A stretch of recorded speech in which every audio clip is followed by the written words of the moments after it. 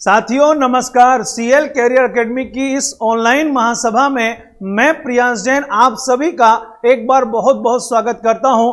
आइए हमसे जुड़ जाइए हमारे इस प्लेटफॉर्म के माध्यम से। और आज आप सभी के लिए मैं पॉलिटी का सेशन लेकर के आया हूं। पॉलिटी का ये जो सेशन हमारा रहेगा प्यारे विद्यार्थियों, ये पोस्ट इंडिपेंडेंस पे रहेगा, स्वतंत्रता के पश्चात उस पर ये प्रश्न हमारे रहेंगे।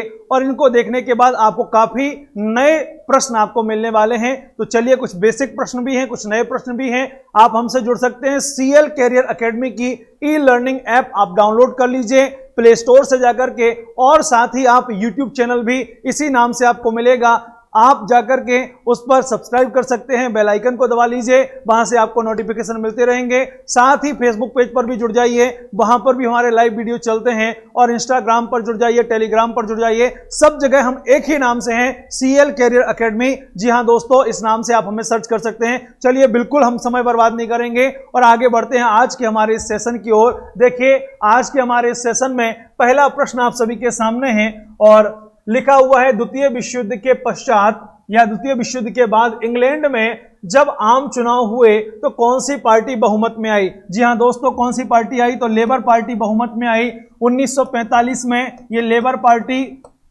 चुनाव जीतती है और चुनाव जीतने के बाद इसके जो पीएम बनते हैं उनका नाम था क्लीमेंट एटली। क्लीमेंट एटली जो थे ये इसके पीएम बने और पीएम बनने के बाद यहां पर भारत की आजादी के लिए गतिविधियां और तेज हो जाती हैं और इन्होंने ही भारत को आजादी दिलाने में बहुत योगदान भी दिया ब्रिटेन की तरफ से। मजबूरी थी, ये नहीं कह रहा हूं कि इन्होंने आजादी दिलाई, लेकिन ये मजबूरी थी, इनकी दबाव था। वो कभी बाद में चर्चा करेंगे किसका दबाव था। चलिए, तो आंसर हो जाएगा लेबर पार्टी 1945 में स्थापित हुई। चलिए अगले प्रश्न की ओर बढ़ते हैं हमारा, और अगला प्रश्न है आप सभी के सामने। देखिए दोस्तों, अगला प्रश्न है, भारत में सत्ता हस्तांतरण करने की शर्तों पर कैबिनेट मिशन कब भारत आया। तो कैबिनेट मिशन कब भारत आया, यह बहुत महत्वपूर्ण प्रश्न है। इससे काफी प्रश्न पूछे जाते हैं, इसको आपको याद होना चाहिए। आपको पता है तो आंसर लगाइए। 1946 सब जानते हैं, लेकिन यह कोई नहीं जानता कब आया। तो मार्च 1946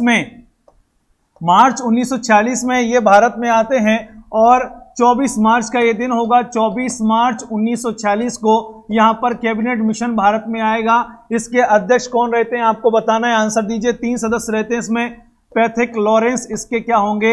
अध्यक्ष होंगे। सर स्टेफोर्ड क्रिप्स भी होंगे, स्टेफोर्ड क्रिप्स, और एबी अलेक्जेंडर जो होंगे ये इसके क्या रहेंगे? सदस्य रहेंगे। तो प्यारे विद्यार्थियों ध्यान रखिएगा, इसमें पैथिक लॉरेंस जो थे, पैथिक लॉरेंस इसके क्या होंगे? तो पैथिक लॉरेंस इसके अध्यक्ष रहेंगे, स्टेफोर्ड क्रिप्स इसके सदस्य रहेंगे और एबी अलेक्जेंडर भी इसके सदस्य रहेंगे। ठीक है, तो ये ध्यान रखना है। अब आपसे काफी प्रश्न पूछे जाते हैं, आप लोगों को ध्यान रखना है, इसमें बहुत ज्यादा प्रश्न रहते हैं। क्रिप्स मिशन जो हमारा कैबिनेट मिशन है, इससे काफी प्रश्न रहते हैं। कैसे? जैसे स्टेफोर्ड क्रिप्स हैं, ये किस में, इनका पद क्या था? अब भारत में तो कैबिनेट मिशन में आए, लेकिन इनका एक्चुअल में पद क्या था, इनकी पोस्ट पूछी जाती है।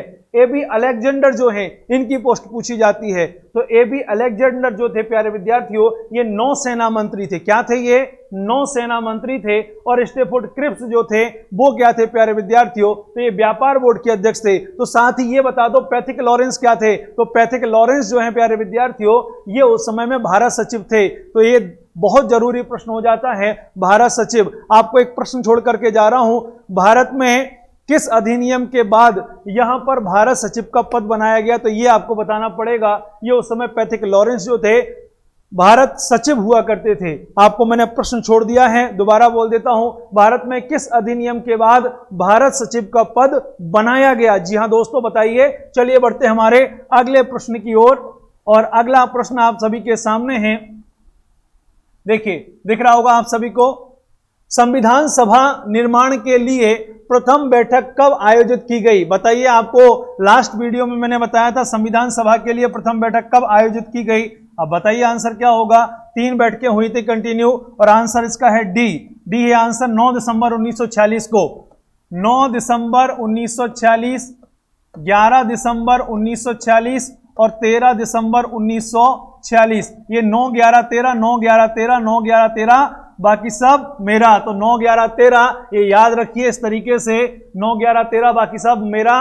तो ये 3 डेटों में क्या हुए थे, अधिवेशन हुए थे। संविधान सभा को लेकर के आप अगर देखना चाहते हैं तो हमारा पिछला वीडियो देख लीजिए। संविधान सभा, संविधान का निर्माण और उसकी विशेषताएं सीएल कैरियर एकेडमी की ई लर्निंग ऐप पर आपको मिल जाएगा, और बहुत प्यारा वीडियो है, यूट्यूब पे भी मिल जाएगा, देख लीजिए उसको। उसमें इनकी विशेषताएं दी हुई, यहां पर मैं ज्यादा वक्त नहीं लूंगा, ठीक है। चलिए हमारे अगले प्रश्न की ओर, और अगला प्रश्न आपके सामने है साथियों।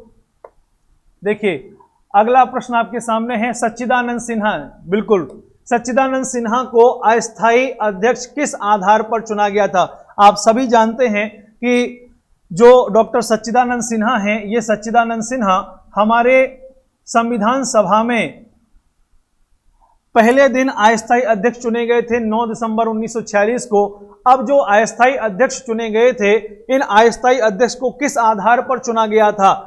गांधी जी से निकटता के कारण, राजनीतिक क्षेत्र के आधार पर, सभा में लोकप्रिय होने के कारण, या वरिष्ठता के कारण। तो प्यारे विद्यार्थियों, सभा में सबसे वरिष्ठ सदस्य होने के कारण यहां पर डॉक्टर सच्चिदानंद सिन्हा को 9 दिसंबर 1946 को संविधान सभा की पहली बैठक या पहले अधिवेशन में यहां अस्थायी अध्यक्ष चुना गया। तो बताइए स्थायी अध्यक्ष किसको और कब चुना गया। आप सभी को याद होगा 11 दिसंबर 1946 को दूसरी बैठक में डॉक्टर राजेंद्र प्रसाद को स्थायी अध्यक्ष चुना गया था, ठीक है। चलिए अगले प्रश्न की ओर हमारे बढ़ते हैं, और अगला प्रश्न आप सभी के सामने है, फिर से देख लीजिए इसको। और अगला प्रश्न है प्यारे विद्यार्थियों, संविधान निर्माण के लिए संविधान सभा की कितनी बैठकें हुई। तो आपको बताना है संविधान निर्माण के लिए संविधान सभा की कितनी बैठकें हुई। ये बहुत सारे लोगों को नहीं पता, बहुत सारे क्या मोस्टली लोगों को ये बिल्कुल भी नहीं पता है। तो कितनी बैठकें हुई हैं, टोटल बैठकें हुई हैं 166।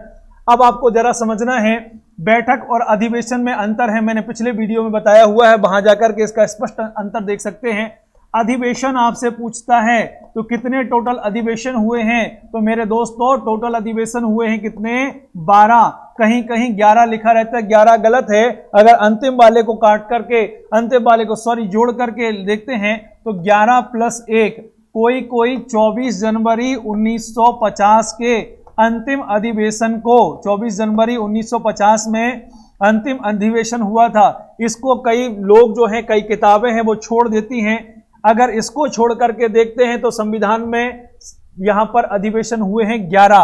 अगर आप अंतिम वाले को भी जोड़ते हैं तो होंगे 12। अब आपको कैसे पता चलेगा, आपका प्रश्न तो बहुत जायज है कि सर हमें कैसे पता चलेगा कि अंतिम जोड़ना है, क्या करना है। यदि विद्यार्थियों 11 और 12 दोनों ऑप्शन दिए हैं तो आपको आंसर लगाना है 12। यदि आपका आंसर 11 दिया हुआ है तब भी सही है, गलत मत करके आना, 11 भी आंसर सही हो जाएगा, ठीक है। ये तो अधिवेशन हो गए। अगर अब बैठकों की बात पूछे तो कितनी टोटल बैठकें हुई हैं, 166। अधिवेशन 12, 11 भी सही है। बढ़िए अगले प्रश्न की ओर, और अगला प्रश्न आप सभी के सामने मेरे दोस्तों ये है, दिख रहा होगा आपको, अब क्लियर हो गया होगा, देखिए।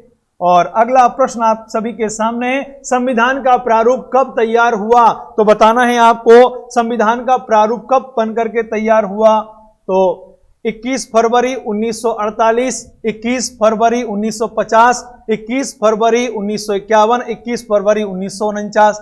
अब आपको प्रारूप के विषय में बताना है कि कब प्रारूप बनकर के तैयार इसका हो जाता है। तो आंसर रहेगा ए हमारा, 21 फरवरी 1948 को यह प्रारूप बनकर के तैयार हुआ। फिर आगे धीरे धीरे उस प्रारूप के विषय में और भी कई सभाएं हुई और कई बार इसकी गणनाएं होती रहीं। चलिए हम अगले प्रश्न की ओर बढ़ते हैं, और अगला प्रश्न आप सभी के सामने है, संविधान के प्रारूप पर अध्यक्ष की हैसियत से किसने हस्ताक्षर किए।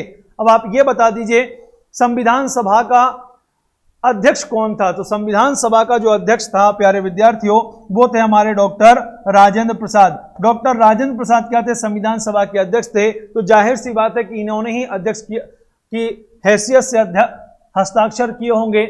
एक चीज और इससे रिलेटेड आपको बता देता हूं, पुराने वीडियो देख लीजिए, उसमें और ज्यादा, कल का ही वीडियो उसमें और अच्छी से चीजें दी हुई हैं, देखिए इसको ध्यान से। भारत की संविधान सभा में टोटल सदस्य जो थे वो टोटल सदस्य कितने थे, 389। लेकिन 15 अगस्त 1947 को क्या हो गया, 15 अगस्त 1947 को भारत आजाद हो गया, पाकिस्तान आजाद, भारत आजाद हुआ और भारत का पार्टीशन भी हो गया। पार्टीशन होने के बाद हमारी सीटें बची कितनी, 299। 389 से घट के बची 299, और 299 में अब आपसे प्रश्न पूछा जाता है यहां से कि भारत का विभाजन होने के बाद संविधान सभा की कितनी सीटें बची। तो भारत का विभाजन होने के बाद संविधान सभा की 299 सीटें बची। अगला प्रश्न आपसे पूछा जाएगा कि संविधान सभा को स्वीकार करने में या हस्ताक्षर करने में संविधान सभा के द्वारा कितने सदस्य थे जिन्होंने संविधान पर हस्ताक्षर किए। तो 299 में से प्यारे विद्यार्थियों केवल 284 लोगों ने ही इस संविधान पर हस्ताक्षर किए थे। तो ऐसा इसलिए हुआ कि कुछ लोग एब्सेंट भी थे उस समय पे, इस कारण से 299 से 284 या 284 लोगों ने ही इस पर हस्ताक्षर किए। पहला हस्ताक्षर करने वाला पहले व्यक्ति जो थे वो JL नेहरू थे, और अंतिम व्यक्ति कौन थे, तो डॉक्टर राजेंद्र प्रसाद अंतिम व्यक्ति थे। ये बातें भी आपको जानना जरूरी है। ये तो बहुत बेसिक से प्रश्न है, लेकिन उसके साथ जो मैं आपको स्पेशल मटेरियल दे रहा हूँ, स्पेशल चीजें दे रहा हूँ, ये जो ऊपर की मलाई है बहुत काम की है प्यारे दोस्तों, ध्यान रखना है इसको। चलें फिर आगे अगले प्रश्न की ओर बढ़ते हैं हम, और अगला प्रश्न आप सभी के लिए है। देखिए अगला प्रश्न आप सभी के सामने, भारतीय संविधान की प्रस्तावना में पंथ निरपेक्ष शब्द कब जोड़ा गया। जी हाँ बताइए, भारतीय संविधान की प्रस्तावना में पंथ निरपेक्ष कब जोड़ा गया। तो ये आपका आंसर, अगर यदि आप सभी को किसी को पता हो तो बता दीजिए, और नहीं पता हो तो फिर मैं आपको इसको बता देता हूं। ठीक है दोस्तों, 1976 में 42वां संविधान संशोधन हुआ इंदिरा जी के समय में। इंदिरा जी के समय में 42वां संविधान संशोधन होता है, और इसमें क्या किया जाता है, इसमें संविधान की प्रस्तावना में 3 शब्द जोड़े जाते हैं, समाजवादी, समाजवादी, पंथ निरपेक्ष, पंथ निरपेक्ष, और राष्ट्र की अखंडता, राष्ट्र की अखंडता। तो समाजवादी, पंथ निरपेक्ष और राष्ट्र की अखंडता, ये 3 शब्द जोड़े जाते हैं। आप इस तरीके से SPR करके याद कर सकते हैं। जी हाँ दोस्तों, SPR करके आप याद कर सकते हैं। SPR समाजवादी, पंथ निरपेक्ष और राष्ट्र की अखंडता। 42वें संविधान संशोधन में 1976 में 42वां संविधान संशोधन किया गया, और इसके माध्यम से मेरे दोस्तों सबसे ज्यादा संशोधन किए गए संविधान के अंदर, और इसमें ही इस संविधान संशोधन में इतने संशोधन हुए कि हमारे संविधान संशोधनों को, जो 1976 का संविधान संशोधन हुआ, 42वां संविधान संशोधन, इसे ही क्या कहा जाने लगा, इसे ही लघु संविधान कहा जाने लगा। तो इतने संविधान संशोधन हो गए कि एक नया संविधान बनकर के तैयार हो जाए इनका, तो इसे ही क्या कहा जाने लगा, लघु संविधान। चलिए अगले प्रश्न की ओर बढ़ते हैं हमारे, और अगला प्रश्न क्या है आप सभी के सामने देख लीजिए। अगला प्रश्न है, भारतीय संविधान में कितनी धाराएं हैं। अब भारतीय संविधान में कितनी धाराएं, जो पढ़ने वाला विद्यार्थी होगा उसको थोड़ा सा कंफ्यूजन भी हो सकता है, लेकिन कंफ्यूजन दूर करना है। कभी कभी एग्जाम में आपसे धाराएं करके भी प्रश्न पूछ सकता है। एक्चुअली धाराएं तो जो हैं वो कानून में होती हैं, यहाँ पर ये हमारा जो संविधान बना हुआ है ये नियम है, यहाँ पर कानून नहीं है, थोड़ा सा अंतर है। थोड़ा हम पारिभाषिक शब्दों में ना जाकर के, अगर वो आपसे अनुच्छेद भी पूछता है तब भी सही है, और धाराएं कह देता है तो कोई गलत नहीं है। अनुच्छेद 395 है। कितने अनुच्छेद हैं, 395, 395 टोटल हमारे संविधान में अनुच्छेद हैं। तो जब संविधान बनके तैयार हुआ था तो 395 अनुच्छेद, 22 भाग, 395 अनुच्छेद, 22 भाग और 8 अनुसूचियां थीं। आज अनुसूचियों की संख्या बढ़कर के, ये नीचे क्या लिखा हुआ, अनुसूचियां लिखी हुई हैं, तो आज अनुसूचियों की संख्या 8 की जगह कितनी हो गई, तो 8 की जगह यहां पे संख्या हो गई 12। ठीक है, तो 12 क्या हो गई, 12 हो गई अनुसूचियां। ठीक है, ध्यान रखना आपको, 395 अनुच्छेद, 22 भाग और 8 अनुसूचियां। बढ़ते हमारे अगले प्रश्न की ओर, और अगला प्रश्न आप सभी के सामने देखिए। अगला प्रश्न है आपके सामने, भारतीय संविधान में कितनी मूल अनुसूचियां हैं। अब भी मैंने आपको बता दिया और अब भी आपको आंसर आ जाना चाहिए। पहले कितनी थी और बाद में कितनी हुई, तो मूल अनुसूचियां कितनी थी, 8 थी। उसके बाद बढ़कर के कितनी हो गई, उसके बाद बढ़कर के मेरे प्यारे दोस्तों 12 हो गई। ठीक है, वर्तमान में पूछे तो 12। प्रारंभ में कितनी थी? तो 8 थी। बढ़े आगे चलिए, अगला प्रश्न देखिए। अगला प्रश्न आप सभी के सामने है, और भारतीय संविधान कब लागू किया गया? तो भारतीय संविधान, अब आप बताइए, ये तो बिल्कुल ही नहीं आता मुझे, बिल्कुल नहीं पढ़ा मैंने, बिल्कुल इस प्रश्न के विषय में मुझे कोई जानकारी नहीं है। महोदय आप बताइए क्या होगा इसका आंसर? भारतीय संविधान को कब लागू किया गया? तो जी हां, 26 जनवरी 1950 को। अब 26 जनवरी 1950 को यहां पर भारतीय संविधान लागू किया गया। अब इनमें से कोई भी नहीं बता पाएगा, जितने भी गणमान्य व्यक्ति बैठे हुए हैं, कि 26 जनवरी 1950 को जब संविधान लागू किया गया तो इसे गणतंत्र दिवस के रूप में क्यों मनाया? गणतंत्र दिवस के रूप में इसको क्यों मनाया? भाई स्वतंत्रता दिवस तो हम समझ गए, 15 अगस्त को हमने मना लिया, क्योंकि इस दिन भारत को आजादी मिली थी, हम स्वतंत्र हुए थे, स्वतंत्रता दिवस मना लिया। लेकिन गणतंत्र दिवस 26 जनवरी को क्यों मनाते हैं? 26 जनवरी को संविधान लागू दिवस मना देते, ऐसा क्यों नहीं किया? गणतंत्र का मीनिंग क्या है? गणतंत्र का प्यारे विद्यार्थियों ये मीनिंग है, जिस देश का सर्वोच्च शासक, क्या सुन रहे हैं आप? जिस देश का सर्वोच्च शासक जनता द्वारा चुनकर के आए, ऐसे देश को गणतंत्र कहा जाता है। हमारे देश में सर्वोच्च शासक कौन है? राष्ट्रपति महोदय हैं। तो राष्ट्रपति महोदय कैसे आते हैं? कोई राज परंपरा से, कोई वंश परंपरा से हैं, या जनता द्वारा चुन करके आते हैं? तो जी हां दोस्तों, जनता द्वारा चुन करके आते हैं, इस कारण से गणतंत्र कहा गया। तो 26 जनवरी को ही क्यों मनाया? क्योंकि 26 जनवरी को यहां पे संविधान लागू हो रहा था, और साथ ही साथ वहीं से आधिकारिक क्षेत्र उनका तो शुरू हुआ। तो जो राष्ट्रपति महोदय हैं, उनका वास्तविक अधिकार क्षेत्र कब से लागू हुआ? तो वो 26 जनवरी से लागू होता है। इस कारण से यहां पर जो भारत में को गणतंत्र दिवस हम भारत का मनाते हैं 26 जनवरी को, क्योंकि इसी दिन से हमारे जो राष्ट्रपति महोदय हैं, उनका आधिकारिक कार्य भी शुरू हो जाता है। और गणतंत्र दिवस के बारे में मैंने आपको सारी बातें बता दी हैं। ठीक है, अच्छा, आपको सारी चीजें समझ आ रही होंगी। अगर आ रही हैं तो थोड़े से कमेंट करते जाइए प्यारे विद्यार्थियों। आपको लग रहा है सर एक्स्ट्रा हो रहा है तो वो भी बोल दीजिए, आपको लग रहा है सर मजा आ रहा है तो वो भी बोल दीजिए, कुछ बोलते जाइए। ऐसा यूं ही सुनते जा रहे हो तो मजा नहीं आ रहा है, थोड़ा थोड़ा हमारे साथ सहयोग कीजिए, ठीक है। अच्छा, थोड़ा सा देखिए, संसार के संविधानों में सबसे लंबा संविधान है, तो बताइए प्यारे दोस्तों, संसार में सबसे लंबा संविधान कहां का है? भारत का संविधान दुनिया के संविधानों में सबसे लंबा संविधान है। आप भी आंसर देते जाइए, कमेंट करते जाइए। भारत का संविधान दुनिया का सबसे लंबा लिखित संविधान है। तो दुनिया का सबसे छोटा लिखित संविधान कौन सा है? वो है अमेरिका का संविधान, दुनिया का सबसे छोटा लिखित संविधान है। साथ में भारत के संविधान में कितने आर्टिकल हैं? अभी बताया 395। तो अमेरिका के संविधान में कितने आर्टिकल हैं? ये बहुत बार पूछा गया है। तो अमेरिका के संविधान में केवल और केवल 7 ही अनुच्छेद हैं, और दुनिया का कठोरतम संविधान भी अमेरिका का संविधान है। चलिए हम बढ़ते हैं हमारे अगले प्रश्न की ओर। और अगला प्रश्न प्यारे साथियों आपके सामने है। देखिए, भारत के अलावा किस राष्ट्र को छोड़कर, अब अच्छे समझना इस प्रश्न को, भारत के अलावा किस राष्ट्र को छोड़कर उनके संविधानों में राज्य के नीति निर्देशक सिद्धांतों का वर्णन नहीं है?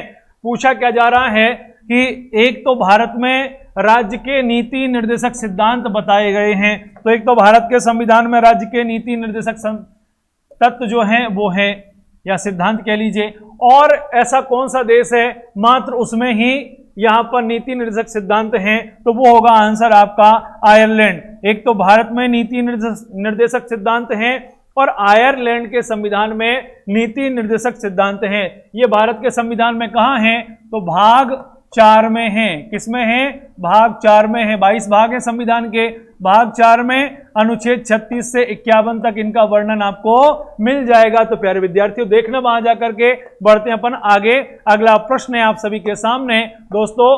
अगला प्रश्न निम्न में से कौन भारतीय संविधान का मूल आधार है? तो मूल आधार कौन सा आर्टिकल, कौन सा ऐसा अधिनियम है?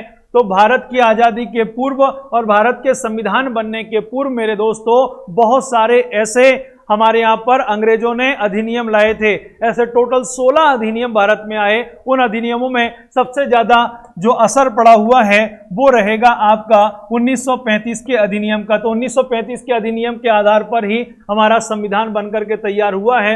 लगभग 250 अनुच्छेद जो हैं उन अनुच्छेदों को हमने सीधा का सीधा कुछ परिवर्तन करके हमारे संविधान में ले लिया है। चलिए बढ़ते हैं हमारे अगले प्रश्न की ओर। और अगला प्रश्न है आप सभी के लिए, हमारा नया संविधान 1935 के भारतीय अधिनियम के समान ही है। समान ही न केवल एक संविधान है अपितु एक विस्तृत कानून संहिता है। ये थोड़ा सा समझना है। 1935 का जैसा अधिनियम आया था उसके समान ही तो है, लेकिन एक विस्तृत कानून संहिता भी है। तो उसमें केवल रूल्स रेगुलेशन के अलावा हमारे यहाँ पर कुछ कानून भी उसमें दिए गए हैं। ये किसने कहा था? तो ये प्यारे विद्यार्थियों आपको बताना पड़ेगा। थोड़ा सा मैं इसको आपके लिए छोटा करके और साइड में ले आता हूँ, यहाँ आपको सारे ऑप्शन एक साथ दिख जाएंगे। तो ये जो श्रीनिवासन जी हैं प्यारे विद्यार्थियों, ये श्रीनिवासन जी ने ये कहा था। ये कथन किसका है? तो श्रीनिवासन जी का ये कथन है। चलिए बढ़ते हैं हमारे अगले प्रश्न की ओर। और अगला प्रश्न है आप सभी के सामने, संविधान के स्वरूप का प्रशासन के स्वरूप, ये पूरा नहीं हो पाया, मिसप्रिंट हो गया होगा, कोई बात नहीं। संविधान के स्वरूप का प्रशासन के स्वरूप से घनिष्ठ संबंध होता है। यह कथन किसका है? तो यह कथन प्यारे विद्यार्थियों डॉक्टर भीमराव अंबेडकर जी का है। डॉक्टर भीमराव अंबेडकर को संविधान निर्माता और आधुनिक मनु भी कहा जाता है और ये संविधान सभा की प्रारूप समिति के अध्यक्ष भी थे। बढ़ते हैं हमारे अगले प्रश्न की ओर। और अगला प्रश्न आप सभी के सामने है प्यारे विद्यार्थियों, दिख रहा होगा आप सभी को। अगर नहीं दिख रहा है तो थोड़ा सा मैं आपको इसको और बड़ा कर देता हूं। कमेंट करते जाइए, थोड़ा बताते जाइए आप भी। अमेरिका के संविधान में कितनी धाराएं हैं? धाराएं वही धाराओं से अगर चेंज कर लीजिए, धाराएं ना करके यहाँ पे अनुच्छेद, वही बात है। आपसे एग्जाम में इस तरीके से कभी धाराएं पूछ ले कि धाराएं कितनी हैं, तो आप फिर कंफ्यूज हो जाओगे। हमने तो आर्टिकल पढ़े हैं, धाराएं क्या होती हैं ये तो हमको नहीं आता है। वही बात है, चाहे आर्टिकल कहिए या मेरे दोस्तों यहाँ पर अनुच्छेद कहें। तो कितने हैं अभी बताया था, 7 हैं। बढ़े आगे, चलिए अगला प्रश्न।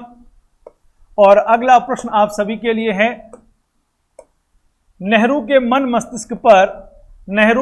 मस्तिष्क पर किस यात्रा के समय समाजवाद का प्रभाव पड़ा? ये बहुत बड़ा टॉपिक है मेरे दोस्तों। भारतीय संविधान को यदि आपको समझना है या बेसिकली ये बात कहें भारतीय अर्थव्यवस्था को समझना है तो समाजवाद, समाजवादी अर्थव्यवस्था और समाजवाद के सिद्धांत, ये जो अगर आपको पूरा का पूरा लेक्चर देखना है तो सीएल कैरियर एकेडमी की ई लर्निंग ऐप डाउनलोड कीजिए। उसमें बहुत अच्छा व्याख्यान दिया गया है। यदि वास्तविकता में आप भारत की अर्थव्यवस्था को समझना चाहते हैं और करंट सिनेरियो जो है वो अर्थव्यवस्था को लेकर के बहुत बड़ा उत्पाद लेकर के आया है, संविधान में क्या कहा गया है और वास्तविकता में हमारे भारत के संविधान का मूल आधार अर्थव्यवस्था को लेकर के क्या है, इस पर मेरा बहुत प्यारा सा लेक्चर है। मैं प्यारा कह रहा हूं, आपको कैसा लगता है ये आप बताइएगा। तो जाकर के देखिए, सीएल कैरियर एकेडमी की ई लर्निंग ऐप पर बहुत काम का है। तो ये देखिए, नेहरू जो थे रूस की यात्रा पर गए थे और रूस की यात्रा पर जाने पर इनके मन मस्तिष्क पर समाजवाद का प्रभाव पड़ा था। समाजवाद का मतलब उत्पादन वितरण के सभी साधनों पर यहाँ गरीब, शोषित, वंचित के साथ साथ समाज के हर वर्ग के लिए वो सारी सुविधाएं मिलें। अकेला कुछ एक वर्ग के लिए सारे साधन नहीं हो। समाजवादी अर्थव्यवस्था का साथ में ये भी मतलब है कि निजी लोग और सरकारी संस्थाएं मिलकर के साथ में काम करें, तभी देश का विकास होगा। बढ़ते हैं हमारे अगले प्रश्न की ओर। और अगला प्रश्न आप सभी के लिए है प्यारे विद्यार्थियों, नेहरू ने गांधी जी के किस सिद्धांत को समाजवाद के उपयुक्त नहीं माना? देखिए, गांधी जी का जो सिद्धांत था ये न्यासिता का सिद्धांत था। ये काफी लंबा है, इसके विषय में काफी बड़ी लंबी चौड़ी बातें हैं। जब संविधान का निर्माण हो रहा था उस समय पे गांधी जी ने भी कुछ सलाह अपनी दी थी। गांधी जी से लोगों ने पूछा कि आप इतने बड़े विद्वान हैं तो आप बताइए संविधान कैसा बनना चाहिए। तो उन्होंने कहा कि न्यासिता का सिद्धांत, ट्रस्टीशिप का सिद्धांत, इसमें बहुत सारी बातें हैं जो नेहरू जी ने कहा कि ये उपयुक्त नहीं लग पा रहा है, अभी हम इसको लागू नहीं कर सकते हैं। तो न्यासिता के सिद्धांत को इन्होंने नहीं लिया, ये इन्होंने छोड़ दिया था। अगली बात करते हैं हमारे अगले प्रश्न की ओर, और अगला प्रश्न है, नेहरू जी उत्पादन में वृद्धि करने के पक्षधर थे, जिसके लिए उन्होंने किस नीति को अपनाया? तो ये नीति थी प्यारे विद्यार्थियों राष्ट्रीयकरण की नीति। तो ये कौन सी नीति थी? ये मेरे दोस्तों नीति थी राष्ट्रीयकरण की नीति। राष्ट्रीयकरण की नीति के माध्यम से जो उस समय पे कुछ चीजें राष्ट्रीयकृत नहीं थी, उनको राष्ट्रीयकृत करके सरकारी योजनाओं के माध्यम से और उनको संबल दे करके और ये तैयार किया जाए कि कितना ज्यादा उत्पादन हो सकता है, ये तय करना। उस समय तो गरीबी भुखमरी बहुत ज्यादा थी, तो ज्यादा से ज्यादा कृषि का उत्पादन किया जाए और लोग आत्मनिर्भर बने, और साथ साथ आत्मनिर्भर किसमें? कृषि में आत्मनिर्भर बनना बहुत जरूरी था। ठीक है, इस पे लेक्चर बहुत ज्यादा है, मैं कभी और चर्चा करूंगा। हर प्रश्न में सर आप यही कह रहे हैं, क्योंकि क्या करूं मैं, इनको देख करके मुझे बहुत सारी बातें याद आती हैं। अब कह नहीं सकता, समय की पाबंदी है। भारतीय संविधान में आपातकालीन उपबंध, ये यहाँ पर उपबंध होना चाहिए, उपलब्ध आ गया है, कोई बात नहीं, आप सुधारते जाइए, पढ़े लिखे हैं आप। तो उपबंध की जगह उपलब्ध नहीं है, ये उपबंध है। और उपबंध कहाँ से लिए गए हैं? तो ये जर्मनी से उपबंध लिए गए हैं। आपातकाल में क्या सिचुएशन होगी, आपातकाल में किसके पास पावर होगा? तो जी हाँ मेरे दोस्तों, राष्ट्रपति जो होते हैं वो आपातकाल में उनके पास यह अधिकार होता है। मौलिक अधिकारों संबंधी अधिकार राष्ट्रपति के पास होता है। विभिन्न अधिकार राष्ट्रपति के पास होते हैं आपातकाल में। राष्ट्रपति को आपातकाल की शक्ति आर्टिकल 352, 356 और 360।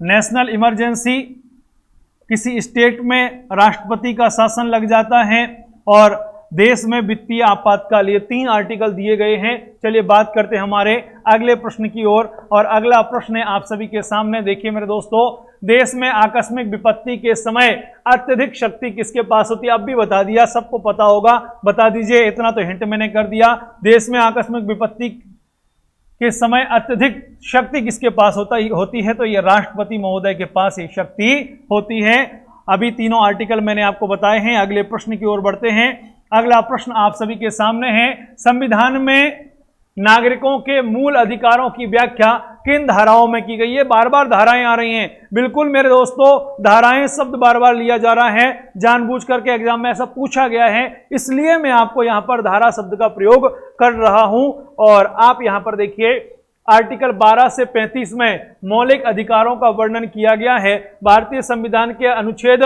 12 से 35 में, और इसका भाग पूछा जाए तो भाग कौन सा होगा? भाग रहेगा 3, भाग 3 नंबर, और 12 से 35 अनुच्छेद। हमने मौलिक अधिकारों को किस देश के संविधान से ग्रहण किया है? तो अमेरिका से हमने मौलिक अधिकारों को ग्रहण किया है। चलें आगे की ओर देखते जाइए। भाग 3 12 से 35, और लिए कहां से हैं? तो अमेरिका के संविधान से हमने ये लिए हैं। चलें बढ़ते हैं आगे। अगला प्रश्न है प्यारे विद्यार्थियों आपके लिए, संविधान में नागरिकों के कर्तव्य कब शामिल किए गए? तो नागरिकों के कर्तव्य संविधान में कब शामिल किए गए? तो प्रारंभ में ये मौलिक कर्तव्य हमारे पास नहीं थे। जब 1976 में 42वां क्या हुआ था? संविधान संशोधन। 42वें संविधान संशोधन के माध्यम से यहां पर संविधान में ये सारी चीजें जोड़ी गई थी, और एक समिति बनी थी इसके लिए, सरदार स्वर्ण सिंह समिति। सरदार स्वर्ण सिंह समिति के माध्यम से ये यहां पर जोड़े गए थे। वर्तमान में कितने मौलिक कर्तव्य हमारे? तो वर्तमान में मौलिक कर्तव्यों की संख्या 11 है। प्रारंभ में कितने थे? 10 थे। आज कितने हो गए? 11 हो गए। ठीक है, 42वें संविधान संशोधन के माध्यम से मौलिक कर्तव्य जोड़े गए। एक प्रश्न आपके लिए छोड़ रहा हूं, बाकी आप बता देना इसको। मौलिक कर्तव्य यदि कोई व्यक्ति पालन नहीं करता है उनका, तो क्या उसको दंड का प्रावधान है? यस और नो आप कमेंट बॉक्स में कमेंट कीजिए। बढ़ते हैं हमारे अगले प्रश्न की ओर। अगला प्रश्न है प्यारे दोस्तों आपके लिए, संविधान में नागरिकों के मौलिक कर्तव्य कौन से संशोधन के माध्यम से शामिल किए गए हैं? अभी बताया है 42वें संविधान संशोधन के माध्यम से ये लागू किए गए हैं। 42वां संविधान संशोधन 1976 में हुआ था। ठीक है, आगे बढ़ते हैं अगले प्रश्न की ओर। और अगला प्रश्न है आपके लिए, हाँ ये देख लीजिए, अगला प्रश्न है आपके लिए, संविधान में नागरिकों कर्तव्य किसके प्रयास से शामिल हुए? तो 1976 में इमरजेंसी का टाइम था, यहाँ पर इंदिरा जी का कार्यकाल था और इंदिरा जी के कार्यकाल में ये संविधान संशोधन हुआ। तो राइट आंसर क्या होगा? इंदिरा गांधी के प्रयासों से ये नागरिकों के कर्तव्य यहाँ संविधान में आ पाए। चलिए अगला प्रश्न आप सभी के लिए। अगला प्रश्न है, संविधान में नीति निर्देशक तत्वों की व्याख्या किस भाग में की गई है? तो कौन से भाग में की गई है? भाग 4 में। तो गुरुजी अभी तो आप बता रहे थे भाग 4 में नीति निर्देशक तत्व हैं, तो नीति निर्देशक तत्व आपने बताए थे भाग 4 में। तो जी हाँ दोस्तों, भाग 4 में नीति निर्देशक तत्व हैं, लेकिन साथ ही भाग 4A में यहां पर क्या दिया गया? भाग 4A में इसका वर्णन किया गया है। अभी तक संविधान में जो भाग हैं उनको लेकर के काफी परिवर्तन हुए हैं, उनको थोड़ा सा मैं बता देता हूं, आप देख लेना। 1976 में 42वां संविधान संशोधन हुआ और 42वें संविधान संशोधन को यहां देख लीजिए। 42वां संविधान संशोधन, इसका आंसर तो रहेगा आपका 4। और 42वां संविधान संशोधन हुआ कब? 1976 के अंदर। अब इसमें 1976 में काफी दो चीजें जोड़ी गई। पहला तो था आपका जो भाग 4 का जोड़ा गया, भाग 4 का को जोड़ा गया और भाग 4 का के माध्यम से नीति निर्देशक तत्वों को यहां पर जोड़ा जाता है। प्यारे विद्यार्थियों, इसमें और भी कई चेंजेस किए जाते हैं, कई परिवर्तन किए जाते हैं। आगे चल करके अगला परिवर्तन जो होता है वो एक और परिवर्तन होता है, वो रहेगा भाग 9 का। भाग 9 का या ए में यहां पर अगली चीज जोड़ी जाती है। ये कब हुआ? ये 74वां संविधान संशोधन होता है और 74वां संविधान संशोधन आपका कब हुआ? तो ये आपका होता है 1992 के अंदर। और एक और संविधान संशोधन यहां पर रहेगा, वो रहेगा आपका भाग 9 खा या बी जोड़ा जाएगा संविधान में। ये कब जोड़ा जाएगा? ये 1997 में जोड़ा जाएगा। ये रहेगा आपका 2011 में। तो ये आपका संविधान संशोधन कौन सा रहेगा? थोड़ा सा मैं आपको कर देता हूं क्लियर, 1 मिनट।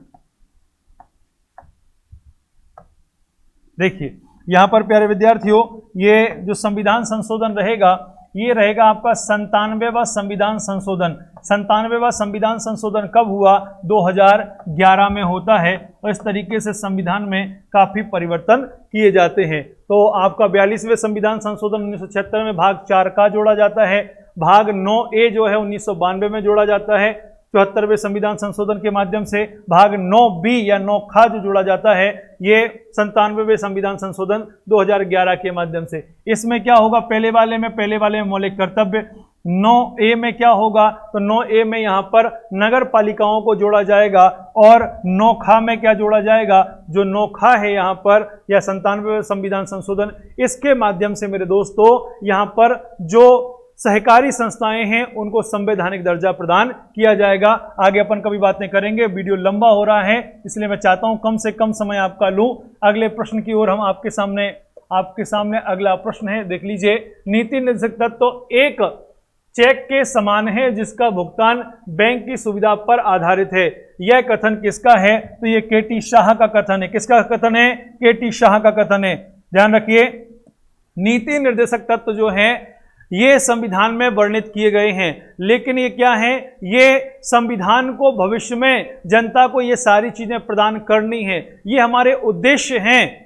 संविधान का अंतिम लक्ष्य है कि नीति निर्देशक तत्वों की अच्छी तरीके से पालना हो और प्रस्तावना की अच्छी तरीके से पालना हो, ये हमारे संविधान का अंतिम लक्ष्य है। तो इनकी पूर्ति होना या ना होना, इस पर कोई भी कानूनी विवाद नहीं हो सकता है। और ये जैसे जैसे हमारा देश पावरफुल बनता जाएगा, शक्तिशाली बनेगा, पैसे वाला बनेगा, धनी अर्थव्यवस्था होगी, वैसे वैसे सब लोगों को चीजें प्रदान कराई जाएंगी। इसीलिए केटी शाह ने कहा था नीति निर्देशक तत्व जो है चेक के समान है जिसका भुगतान बैंक की सुविधा के अनुसार किया जाएगा। घर वालों से बच्चे ने कहा कि पापा मुझे अच्छी ड्रेस दिला दो, अच्छी कार दिला दो, अच्छा घर दिला दो, सब चीजें बढ़िया दिला दो, बढ़िया सी बाइक दिला दो। पिताजी ने कहा जी बच्चे हम आपको जरूर दिलाएंगे। कब दिलाएंगे? जब हम धीरे धीरे पैसे वाले बन जाएंगे। तो पिताजी जैसे जैसे पैसे वाले होते गए और बच्चे को सारी चीजें देते गए। ठीक वैसे ही हमारे नीति निर्देशक तत्व हैं। चलिए बढ़े अपन आगे।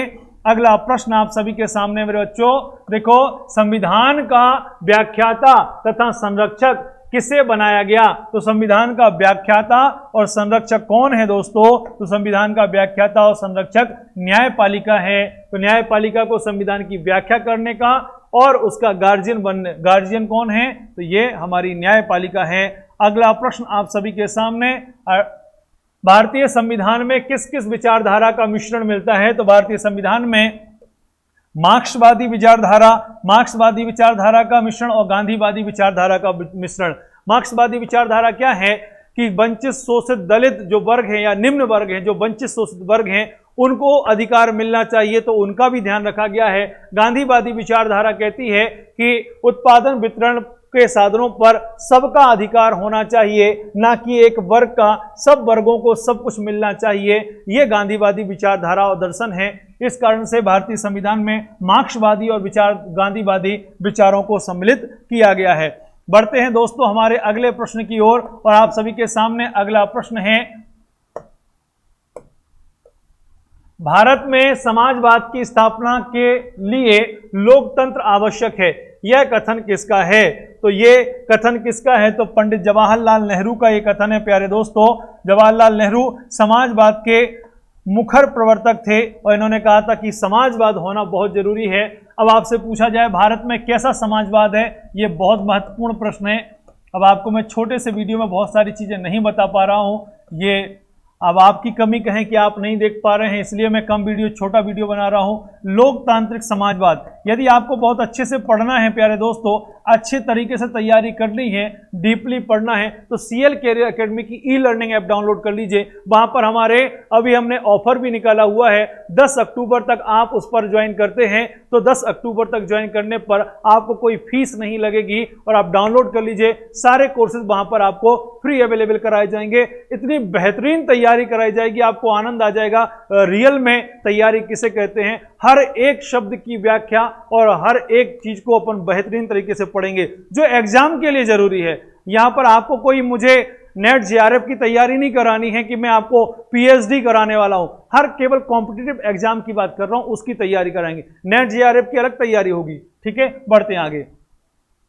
चलिए अगले प्रश्न की ओर, और अगला प्रश्न है, समाजवाद के द्वारा भुखमरी, बेरोजगारी व गरीबी को हटाया जा सकता है, यह कथन किसका है? तो पंडित जवाहरलाल नेहरू का है कि समाजवाद के माध्यम से यहां पर गरीबी, बेरोजगारी और भुखमरी को हटाया जा सकता है। ठीक है, बढ़ते हैं हम हमारे अगले प्रश्न की ओर, और अगला प्रश्न है दोस्तों, अगले प्रश्न में कहा गया है सामाजिक, अगला प्रश्न देखिए थोड़ा सा, हाँ जी, समाजवाद के द्वारा, अच्छा हाँ 32वां प्रश्न हो गया है, 33वें प्रश्न के पे आ जाते हैं। सामाजिक परिवर्तन की प्रक्रिया की गति को तेज करके राष्ट्रीय जीवन का क्या किया जा सकता है? ये प्रश्न थोड़ा सा समझने लायक है, घुमावदार है, ऐसे प्रश्न आपसे बनेंगे नहीं, समझ लीजिए। सामाजिक परिवर्तन की प्रक्रिया की गति को तेज करके राष्ट्रीय जीवन का क्या किया जा सकता है? अब इसको प्रश्न को मैं थोड़ा उल्टा कर देता हूं, आंसर से प्रश्न समझा देता हूं। आंसर है आपका लोकतांत्रिकरण। ठीक है, लोकतांत्रिकरण के माध्यम से जब लोकतंत्र आता है प्यारे विद्यार्थियों, तो उसमें क्या होता है? सभी को सामाजिक, आर्थिक, राजनीतिक न्याय मिले। तो जब सामाजिक, आर्थिक और राजनीतिक न्याय होगा, तो सामाजिक, आर्थिक, राजनीतिक न्याय के माध्यम से क्या होगा? यहाँ पर सामाजिक परिवर्तन की प्रक्रिया की गति तेज होगी और राष्ट्रीय जीवन परिवर्तित हो जाएगा। इस तरीके से आंसर क्या है इसका? लोकतांत्रिकरण। ठीक है, बड़े हमारे अंतिम प्रश्न की ओर, और आज के इस सेशन का प्यारे दोस्तों ये अंतिम प्रश्न है। अंतिम प्रश्न, सामाजिक परिवर्तन की प्रक्रिया गति। अच्छा, ये 33 प्रश्न हो चुका है, सॉरी दोस्तों, ये हमारा अंतिम प्रश्न था आप सभी के सामने। और आप बताइए कि आज का हमारा ये सेशन आपको कैसा लगा, कमेंट बॉक्स में कमेंट कीजिए। वीडियो में साथ साथ जब भी आप सुने इसको तो आप कमेंट करते जाइए आंसर जो आपको पता हो, और आप सीएल कैरियर एकेडमी की ई लर्निंग ऐप डाउनलोड कर लीजिए। वहां आपको हमारे सारे फ्री वीडियोस मिलने वाले हैं। बीच में जैसा मैंने आपको बता ही दिया है कि आप ऐप डाउनलोड कीजिए। ऑफर चल रहा है 10 अक्टूबर तक। हम आपको बहुत सारे जो वीडियोस हैं, बहुत सारे कोर्सेज हैं, वो फ्री अवेलेबल कराएंगे। अभी उस पर चर्चा होने वाली है और शीघ्रता से आपको इसकी घोषणा, ये मैंने पहले से प्रारंभिक घोषणा कर दी है, लेकिन इसकी विधिवत घोषणा जो है हम और थोड़ी सी देर में करने वाले हैं। तो आप जुड़ जाइए हमारे साथ। चलिए, तब तक के लिए बहुत बहुत धन्यवाद।